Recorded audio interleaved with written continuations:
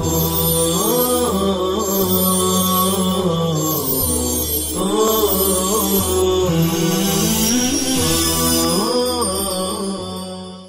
اللہ الرحمن الرحیم الحمد للہ رب العالمین الحمد للہ حمدا کثیرا طیبا مبارکا فیہ وصلی اللہ وسلم علی نبینا محمد وعلی آلہ واصحابہ وبارک وسلم تسلیما کثیرا کثیرا بسم اللہ الرحمن الرحیم ویجہر بہما هو الصحیح لأن الجمع بین الجہر والمخافتة فی رکعۃ واحدۃ شنیع وتغییر نفل وهو الفاتحة اولا وتغییر النفل وهو الفاتحة اولا اور مصلی فاتحہ اور سورت دونوں میں جہر کرے، کیونکہ ایک ہی رکعت میں جہر اور سر کا جمع کرنا برا ہے، اور نفل یعنی فاتحہ کا بدلنا اولا ہے۔ مسئلہ یہ ہے کہ جب مصلی آخری دونوں رکعتوں میں سورہ فاتحہ اور سورت دونوں کی قضا کرے گا تو دونوں میں جہری قراءت کرے گا، یہی صحیح ہے۔ صحیح کہہ کر ان اقوال سے احتراز کیا گیا ہے جن میں سے بعض میں دونوں میں سری قراءت کرنے کا بیان ہے، جیسا کہ حضرت ہشام رحمہ اللہ نے امام محمد سے یہی روایت کیا ہے، اور بعض میں یہ کہا گیا ہے کہ صرف سورت میں جہری قراءت ہوگی اور سورہ فاتحہ کو اخفاء کے ساتھ پڑھا جائے گا۔ یہ قول ابن سماع نے حضرات شیخین سے نقل کیا ہے۔ بہرحال صحیح یہی ہے کہ دونوں میں قراءت بالجہر ہوگی، کیونکہ ایک ہی رکعت میں جہر اور اخفاء کو جمع کرنا ناپسندیدہ اور برا ہے، اور دونوں میں اخفاء کرنا بھی غیر مستحسن اور خلاف اولا ہے، کیونکہ اس صورت میں واجب یعنی صورت کی صفت کو نفل یعنی سورہ فاتحہ کی صفت میں تبدیل کرنا لازم آتا ہے، اور اتنا تو آپ کو بھی معلوم ہے کہ نفل کے بالمقابل واجب اعلیٰ اور عرفہ ہے، لہذا بہتر صورت یہی ہے کہ دونوں میں قراءت بالجہر ہو، کیونکہ اس میں کوئی خرابی نہیں ہے، بلکہ اس میں ادنا یعنی فاتحہ کو اعلیٰ یعنی صورت کے تابع کرنا اور یہ عمدہ اور پسندیدہ ہے۔ ثم المخافتة ان يسمع نفسه والجهر ان يسمع غيره، وهذا عند الفقيه ابي جعفر الهندواني رحمه الله تعالى، لأن مجرد حركة اللسان لا يسمى قراءة بدون الصوت، وقال الكرخي رحمه الله تعالى أدنى الجهر أن يسمع نفسه، وأدنى المخافتة تصحيح الحروف، لأن القراءة فعل اللسان دون الصماخ، وفي لفظ الكتاب إشارة إلى هذا، وعلى هذا الأصل كل ما يتعلق بالنطق كالطلاق والعتاق والاستثناء وغير ذلك۔ پھر اخفاء یہ ہے کہ مصلی اپنے آپ کو سنائے، اور جہر یہ ہے کہ دوسرے کو سنائے، اور یہ تعریف فقیہ ابو جعفر ہندوانی رحمہ اللہ تعالیٰ کے یہاں ہے، کیونکہ آواز کے بغیر محض زبان کی حرکت کو قراءت نہیں کہا جاتا۔ امام کرخی رحمہ اللہ تعالیٰ فرماتے ہیں کہ جہر کی ادنا مقدار یہ ہے کہ قاری اپنے آپ کو سنائے، اور مخافت کی ادنا مقدار حروف کی تصحیح ہے، کیونکہ قراءت زبان کا فعل ہے نہ کہ کان کا، اور لفظ کتاب میں اسی طرف اشارہ بھی ہے، اور اسی اصل پر ہر وہ اصل ہے جس کا تعلق نطق سے ہو، جیسے طلاق، عتاق اور استثناء وغیرہ۔ سر اور جہر کی تعریف۔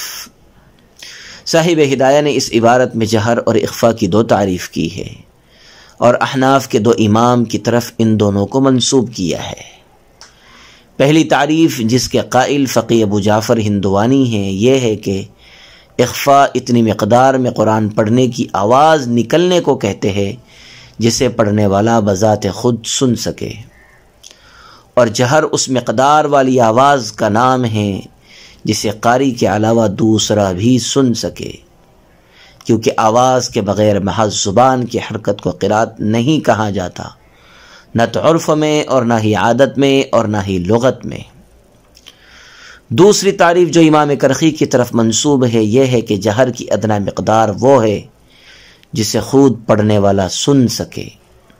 اور اخفاء کی ادنا مقدار یہ ہے کہ اس انداز کی قراءت ہو جس میں حروف صحت کے ساتھ ادا ہو جائیں،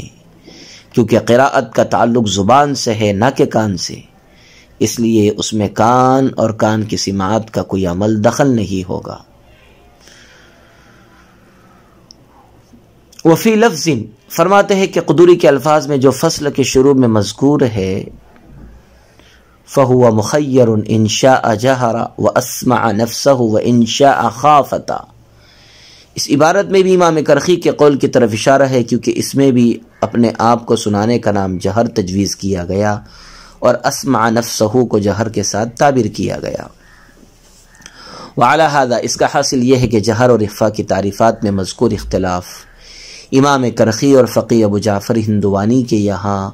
ہر اس چیز میں جاری ہوگا جس کا تعلق نطق اور گویائی سے ہو۔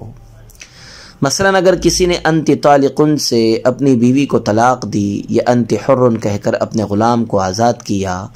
اور خود بھی ان کلمات کو نہ سن سکا تو امام کرخی کے یہاں طلاق اور عتاق واقع ہو جائیں گے، کیونکہ مخافت کی ادنا مقدار پائی گئی، جبکہ فقی ابو جعفر کے یہاں طلاق اور عتاق کا وقوع نہیں ہوگا، اس لیے کہ مخافت کی ادنا مقدار بھی نہیں پائی گئی۔ اسی طرح اگر کسی نے جہری آواز میں انت طالقن اور انت حرن کہا اور متصلاً استثناء کر دیا، لیکن یہ استثناء اس قدر پست آواز میں کیا کہ خود بھی نہ سن سکا، تو امام کرخی کے یہاں استثناء معتبر ہوگا، جبکہ فقی ابو جعفر کے یہاں استثناء کا کوئی اعتبار نہیں ہوگا اور فی الحال طلاق و عتاق واقع ہو جائیں گے۔ وَأَدْنَى مَا يُجْزِئُ مِنَ الْقِرَاءَةِ فِي الصَّلَاةِ آيَةٌ عِنْدَ أَبِي حَنِيفَةَ رَحِمَهُ اللَّهُ وَقَالَ 3 آيَاتٍ قِصَارٍ أَوْ آيَةٌ طَوِيلَةٌ لِأَنَّهُ لَا يُسَمَّى قَارِئًا بِدُونِهِ فَأَشْبَهَ قِرَاءَةَ مَا دُونَ الْآيَةِ وَلَهُ قَوْلُهُ تَعَالَى فَاقْرَؤُوا مَا تَيَسَّرَ مِنَ الْقُرْآنِ مِنْ غَيْرِ فَصْلٍ إِلَّا أَنَّ مَا دُونَ الْآيَةِ خَارِجٌ وَالْآيَةُ لَيْسَتْ فِي مَعْنَاهُ۔ اور نماز میں کفایت کر جانے والی قرات کی ادنا مقدار حضرت امام صاحب کے یہاں ایک آیت ہے۔ حضرات صاحبین فرماتے ہیں کہ 3 چھوٹی آیتیں یا ایک بڑی آیت ہے، کیونکہ اس سے کم پڑھنے والے کو قاری نہیں کہا جاتا، لہذا یہ ایک آیت سے کم قرات کے مشابہ ہو گیا۔ اور امام صاحب کی دلیل باری تعالیٰ کا یہ ارشاد ہے فقرؤ، جو بغیر کسی تفصیل کے وارد ہے، لیکن ایک آیت سے کم خارج ہے اور ایک آیت اس کے معنی میں نہیں ہے۔ قرات کی کم از کم مقدار کا بیان۔ صورت مسئلہ یہ ہے کہ قرات کی وہ ادنا مقدار جس سے نماز ہو جاتی ہے، حضرت امام صاحب کے یہاں ایک آیت ہے، جیسے فَقُتِلَ كَيْفَ قَدَّرَ ثُمَّ نَظَرَ، اور حضرات صاحبین کے یہاں مَا يَجُوزُ بِالصَّلَاةِ قرات کی مقدار 3 چھوٹی آیتیں ہیں، یا ایک بڑی آیت ہے جو 3 چھوٹی آیتوں کے برابر ہو۔ بڑی آیت مثلا آیت الکرسی وغیرہ، اور چھوٹی 3 آیتیں مثلا کم سے کم سورہ کوثر۔ چنانچہ صاحبین کے یہاں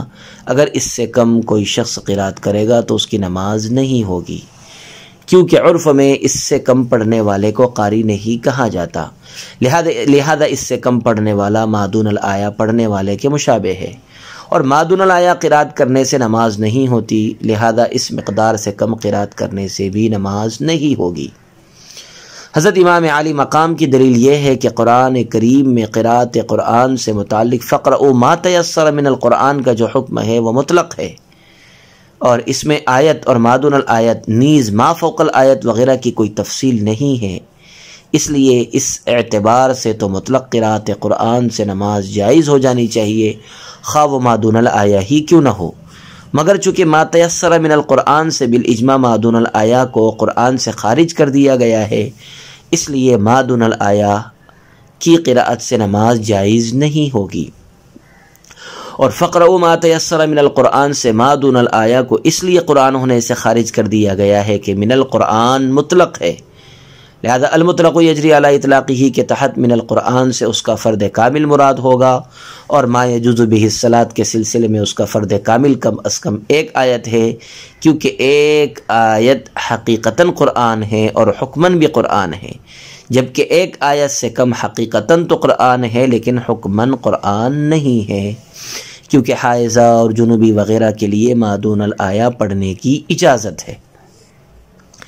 اس سے معلوم ہوا کہ ما دون الآیہ حکماً قرآن ہونے میں کامل نہیں ہے، تو یہ فقرؤ ما تیسر من القرآن کا مصداق بھی نہیں ہوگا، اور اس مقدار میں